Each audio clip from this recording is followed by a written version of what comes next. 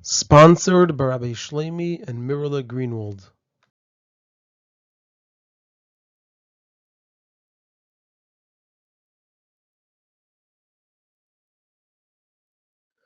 This is a Sicho from Likutei Sichos, Chelek Parshas Korach Sicha Aleph, and the topic of the Sicha is that in this week's parsha we learn about the story of Korach v'Adasai, and we have the way we learn it both in the way of Pshat and in the way of Pnimis HaTorah.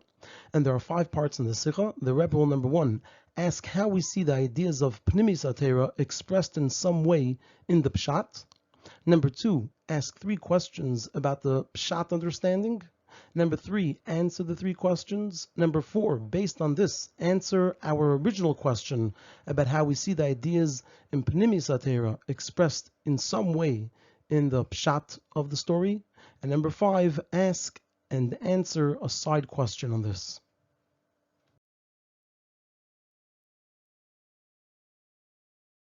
It's known that the Torah is a Torah Achas, meaning that the 4 layers of Pardes, Pshat, Remez, Drush, and Said are all part of one complete Torah.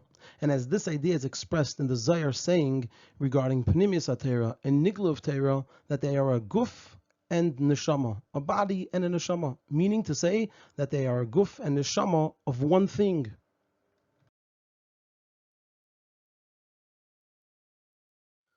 According to this, we have to understand regarding the rebellion, the story of Korach. In Pnimis HaTorah, it's explained at great length the greatness of the level of Korach himself, and also the lofty inner meaning of his complaint.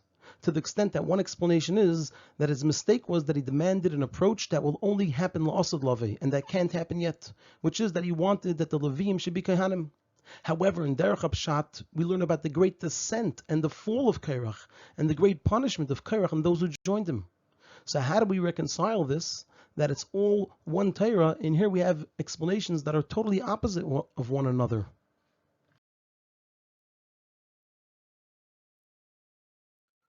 To explain the question a little bit, so really it's not a strong question, since even though it's a Torah Achas, the whole Torah is one Torah, but still in all, nevertheless, each section of Torah relates to a different level. And so it's possible that the explanation in one section of the Torah will be very different than the explanation in another section of the Torah.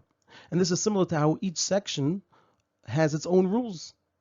But nevertheless, it does require an explanation, because since all 4 parts of the Torah correspond to the 4 worlds of Atzilus, Bria, Yetzirah, and Asiyah, and the way it works by the worlds is that each world is nishtalshel from the other. So if that's the case, that each world comes from the world above it, so it must be that the greatness of Korach and his claim are also expressed in the way of Pshat, at least in some of the details, the way it is in the way of Pnimis HaTorah, where there it's explained at great length. So we'll understand this and be able to explain this by first addressing a few questions in the simple learning of the Psukim. And we're going to have 3 different questions that we ask over here.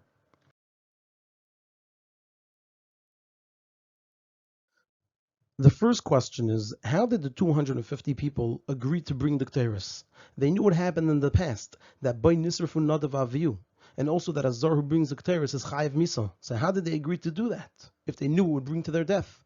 And what the Medrash and Rashi say, that V'loi Tipshim Hayu, Shekach Hisrabem V'kiblu Aleim L'Karev Elehem Chatu Al Nafshesam, that they were responsible for their own death, that itself requires an explanation. How did they agree to do such a thing that would lead to their death? The second question is on the pasuk where Moshe told the 250 people, "This is what you should do," and he told them about preparing the Ketores. So it says in the Medrash and Rashi that Moshe said to them, "Anu ein lanu ela Hashem echad v'kohen gadol echad." We only have one Hashem and one kohen gadol. Va'atem reish nun ish mevakshim kuno gdela, and you 250 people are requesting the kuhuna gdela. And he concluded, Afani Reitzabekach, I also want this. I also want the Kuhuna Gdelo. And it's difficult to understand. These 250 people were in a rebellion against the Kuhuna Gdelo of Aaron, and they wanted to take it away from him. And so the question is, how is it possible that Moshe should Kaviyachol join with them in any way by saying, Afani Reitzabekach, even if it's only in speech and only saying he also wants it? How could he join them in any way when they're standing in a rebellion against the Kuhuna Gdelo? And in addition, what would be the benefit of this? What's the reason he told this to them? What did he hope to accomplish by telling them that Afani Reitza Bekach? So the two parts of the question are, number one, how could Moshe Rabbeinu join them in any way whatsoever? And number two, what was Moshe Rabbeinu's intention? What was he trying to accomplish by telling them Afani Reitza Bekach? And the third question is, Hashem told Moshe Rabbeinu, V'gam b'cho yaminu lo'elam, that the Yidden would always believe in him. And so how could it be that Korach and those who joined him, which were people of great stature, they were Rosh Sanhedris, how could it be that they would challenge whether Moshe was sent by Hashem? Like Moshe told them that they were challenging whether he was sent by Hashem, whether Hashem shlochani or not. And this question is especially difficult according to the way the Rambam explains this. The Rambam explains at great length why the emunah in Moshe Rabbeinu and how the emunah in Moshe Rabbeinu is so much greater than many other emunas that are there, whether it's in a Navi and so on. And so, especially according to this explanation of the Rambam, how could it be that Korach was successful in convincing so many Yidden not to believe in Moshe Rabbeinu?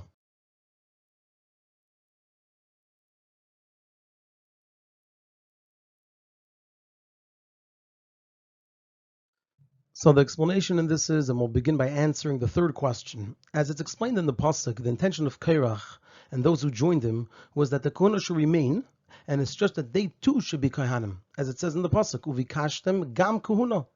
So according to this, we can say that Korach in his rebellion, he wasn't denying that Moshe was sent by Hashem.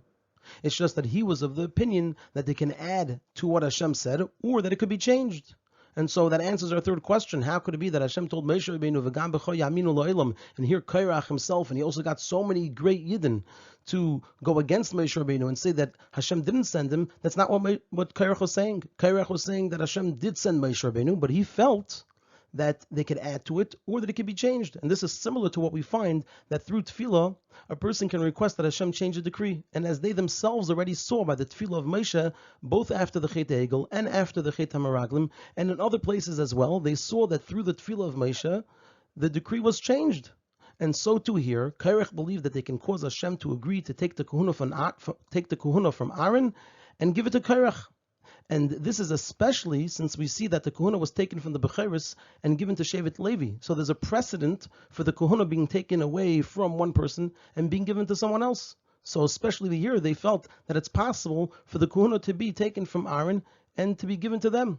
And this is especially since there's a reason for it. There's a reason it should be taken from Aaron.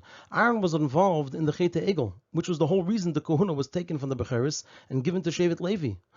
Whereas the whole of Shevet Levi, including Korach, they were pure of any part in the Chet Egel, and to the contrary, not only didn't they participate, they waged battle against those who prior Aaron l'shimtza, those who their Aveira Aaron brought forth through his involvement with the Chet Egel.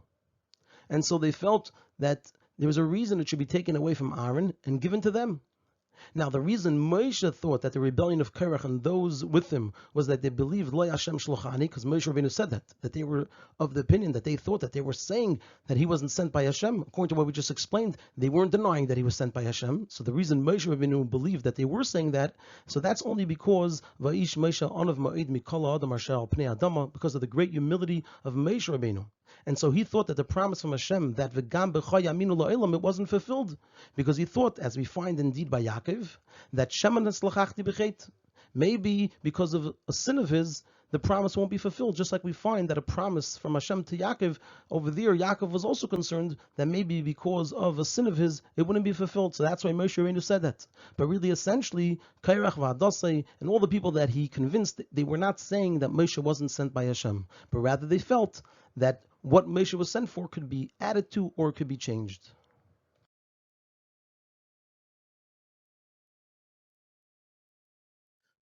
Now we're going to move on to answer the second question, which was, how did Moshe join the 250 people by saying Afani Reitza Bekach, and why did he do this? So according to what we explained, it's understood regarding the 250 people that they didn't intend to rebel against Moshe, but rather they just desired to be Kohanim G'delim. And as Rashi indeed says, Va'atem reishnun ish mevakshim kuno g'dela. So they weren't looking to rebel against Moshe, they were just seeking to be Kohanim G'delim. And we can explain, so this is a detail that we're just going to mention briefly, that Korach wanted to be the only Kohen Gadol instead of Aaron. Korach's desire was to be the only Kohen Gadol. And the 250 people, they wanted to be Kohanim G'delim in addition to Aaron. Now, what was their desire of Mevakshim Kunok Dela. What was this all about? So Rashi explains this that by saying that Moshe said, Afani Reitze Bekach. Moshe also had the desire to be a Kohen Gadol because it's a good and lofty thing. The desire for Kunok Dela wasn't to have power over the Yidden, but rather they desired to be like a Kohen Gadol, who it says about him that he's removed from all other Yidden, he's on the level of Kodesh HaKadoshim, and he's constantly Oymid Lefnei Hashem L'Sharsa. He's standing before Hashem to serve him. And Moshe answered and explained to them that wanting to be a Kohen Gadol is a good thing. And Afani Reitze Bekach. However, in actuality, there's only one Kohen Gadol. So how did Moshe Rabbeinu join them? And why did he join them? He was able to join them because their desire for Kunuk Deila was a good thing. And that's what Moshe was telling them. He also wants to be a Kohen Gadol. And the reason he said it to them is because he wanted to tell them that wanting to be a Kohen Gadol is a good thing. He also wants it. But in actuality, there could only be one. And so he was telling them and teaching them that their desire for it was good. But to do something about it, that's not allowed.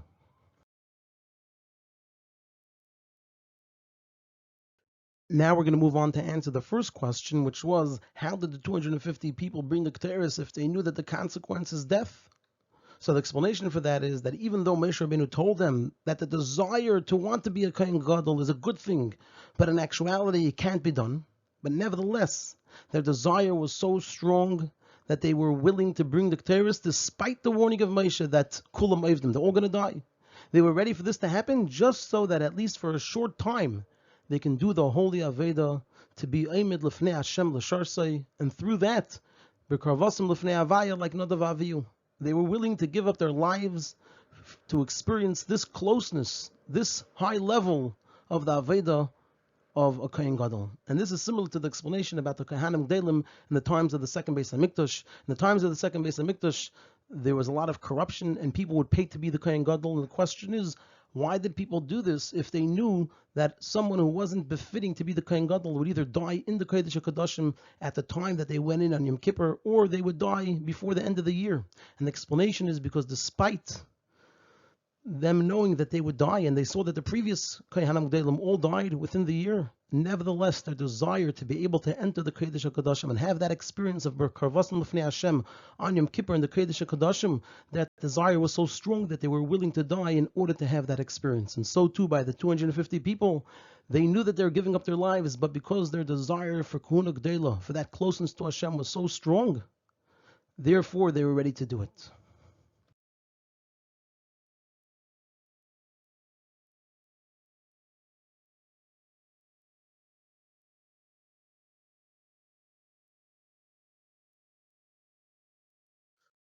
According to this, we can now answer our original question, which was, where do we see in the pshat of the story of Korach their greatness, which is spoken about at great length in Pnimiyas HaTorah? So according to this, it's understood how a great quality of Korach Vadasei is also expressed in Pshuta Shemikra, which is, as we just explained, their desire to be a Kohen Gadol and Kaddish Lelekov. So we see even in Pshuta Shemikra that it's expressed in this detail, their greatness.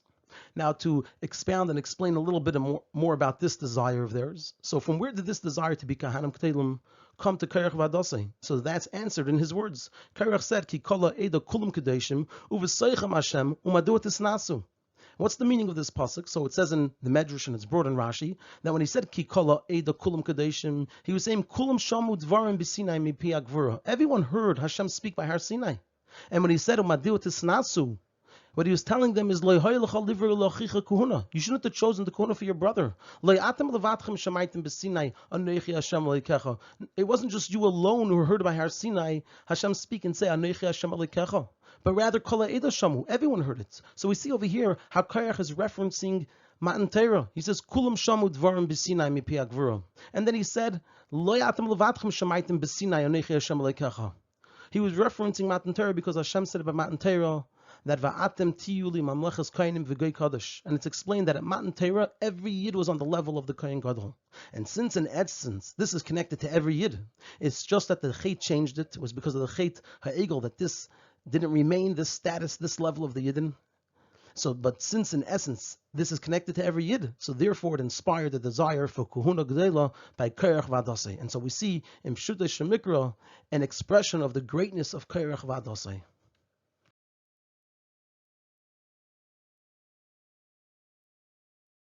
A related point over here is that according to this, it's understood how in Minig Yisrael Teirahi, the parsha isn't named Vayikach or Vayikach Korach. Now, when we look at the word Vayikach, Vayikach means Vispalig. That's what's brought down in the Targum. Or in the words of Rashi, Vayikach means Lokach es atzmei l'tzad echad, liyes nechlek mitoicha eda la'erer ala kohuna. The word Vayikach reflects that he took himself to one side in order to argue and rebel and remove himself from everyone else and challenge the kahuna. So the word Vayikach represents something negative.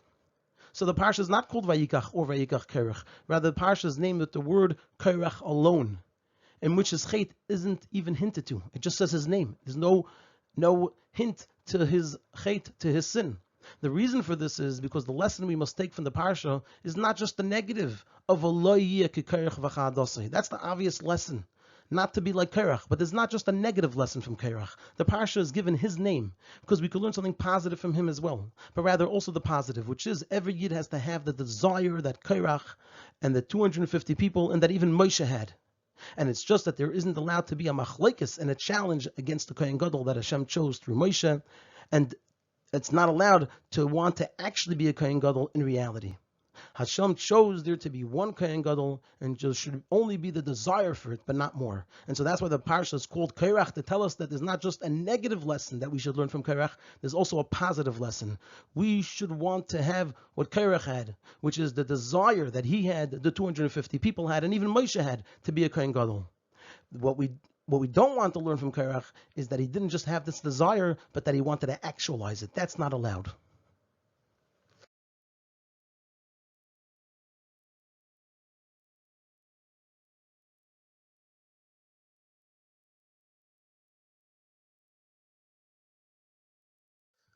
So at this point, we already answered all of our questions. In the second part of the Sicha, the Rebbe asks a question on one of the things that we learned.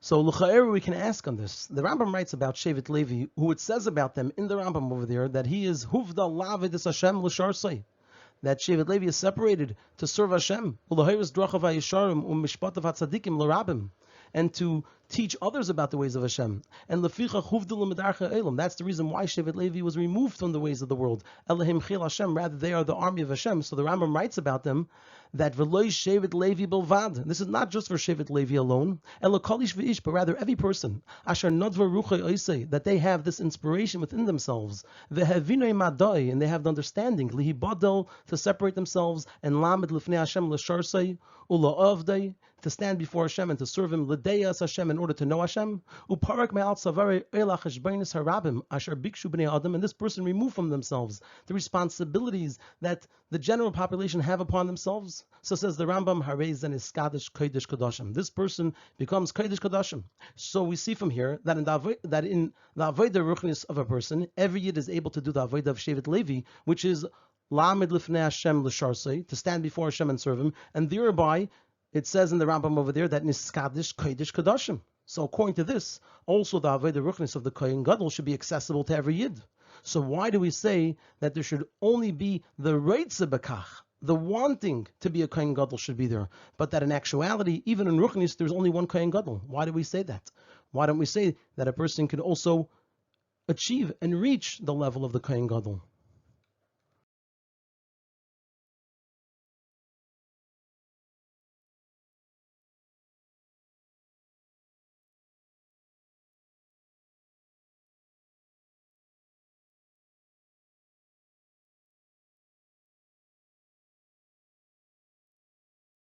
So now we're going to move on to a lead up to the answer. So we'll understand this by first explaining that according to what we said, so we have a paradox in the difference between the Avodah of Shevet Levi and the Avodah of the Kohen Gadol. Because by Shevet Levi, so regarding Shevet Levi, the Rambam says, Kol ish v'ish asher not v'rucha oisei, that such a person becomes on the level of Shevet Levi. So it's only a person who's inspired to do this. However, the Rambam doesn't say that every yid has to want and has to work to be on the level of Shevet Levi. Whereas by the Kohen Gadol, we said regarding a Kohen Gadol, every yid has to want it. So the explanation in this is as follows. In the Avodas Hashem of a yid, there are three general levels. There is mitzvahs, Torah, and Mesiras Nefesh. By mitzvahs, so mitzvahs are, all of the mitzvahs are in physical objects, they're in physical things, which is the avodah in and with the world. And the avodah is to refine and uplift the world and make it a klif elikus. Then there's the avodah of Torah. Torah is higher than coming into the physical world. Torah is Hashem's chachma. And even when it comes down into this world and it talks about worldly matters, the darkness of the world doesn't conceal it. The Torah always remains Hashem's Torah, and it's above any idea of impurity. And this avodah of a person in Torah, it brings to the avodah of precious, that a person removes and separates themselves from the world. And then there's Mesiras Nefesh. Mesiras Nefesh is higher, according to Torah, it's higher than Torah and mitzvahs. What Mesiras Nefesh is, it's the yichud and veikus with elikus, which is above any limit and boundary. That a person transcends any of the limits and boundaries that are in Torah and mitzvahs. Now, these three avodas are the three general levels that there are by Yidden. Most Yidden, so the avodah of most Yidden is in the path of Hanig Behem Minig Derech Eretz, which means that a person is in the world and works with the world. And this is starting from those who are occupied with actual physical labor, and also in such a place they fulfill their mitzvahs. And it goes all the way to the avodah of Kol Masech L'Shem Shemayim and B'chol Derechecha De'eyu, that a person finds Hashem within the world. And this is the Morei Uvdin Tovin, what we refer to. Those who are doing good deeds, they're in the world of deed. Then there's the avodah of Shevet Levi. Shevet Levi, like the Rambam said, is Huvda Lavet es Hashem l'Sharsai. He's separated to serve Hashem, Ulahiris Drochav Hayishorim U'Mishpatav Hatzadikim L'Rabim, and he's separated to teach others about the ways of Hashem. Shanem Ar Yeri Mishpatach Yaakov V'Serach Tzchal Yisrael, and Leficha Huvda L'Medar Cha'ilim. That's why they are removed from the ways of the world, which this is the level of Morei Torah. Like we said, Torah is above the world. And then there's the avodah of a kohen, and especially a kohen gadol. A kohen gadol isn't allowed to leave Yerushalayim, which is the idea of Yerushalayim, which is the shleimus of Yira. And when we talk about Yerushalayim, shleimus of Yira is Mesiras Nefesh. So a kohen gadol has to always be in this state of Mesiras Nefesh. Even more so, it says about the kohen gadol, not just Yerushalayim. Umin hamikdash lo yetze. He can't even leave the Beis Hamikdash.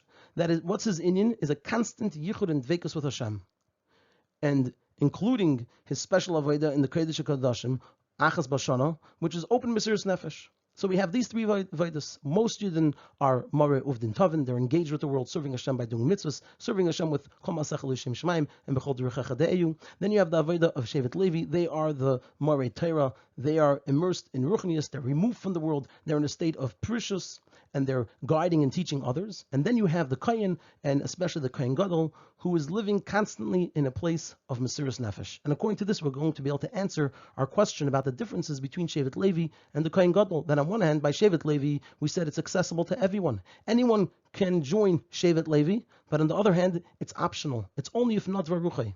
Whereas the Kohen Gadol, it's the opposite. We say that by the Kohen Gadol, every Yid has to want it, unlike by Shevet Levi, not everyone has to want it. But on the other hand, nobody can actually achieve it. It could only be one person that's the Kohen Gadol. For everyone else, they have to have the desire for it, but they can't actualize it.